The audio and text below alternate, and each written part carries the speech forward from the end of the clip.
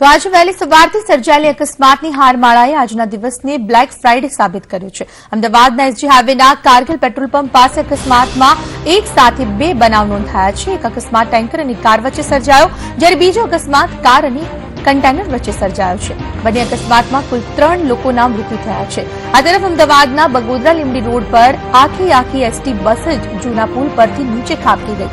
આ ST bus સુરતથી આમરણ જઈ રહી હતી અને તેમાં સવાર મુસાફરોમાંથી 15 લોકો ઇજાગ્રસ્ત થતા તમામને સારવાર અર્થે અલગ અલગ હોસ્પિટલમાં ખસેડવામાં આવ્યા છે। તો બીજી તરફ કચ્છમાં ફરવા આવેલા મુંબઈના રહેવાસીઓને મુન્દ્રાના ભદ્રેશ્વર ગામ પાસે અકસ્માત નડ્યો છે। કાર અને ટ્રક વચ્ચે અકસ્માત સર્જાતા 7 પૈકીના 6ના ઘટનાસ્થળ પર મૃત્યુ થયા છે, જેમાંથી 2 ઇજાગ્રસ્તોને સારવાર માટે ગાંધીધામની હોસ્પિટલમાં ખસેડવામાં આવ્યા છે। આમ એક જ દિવસમાં એક સાથે કાળમુખા અકસ્માતે 9ના જીવ લીધા છે।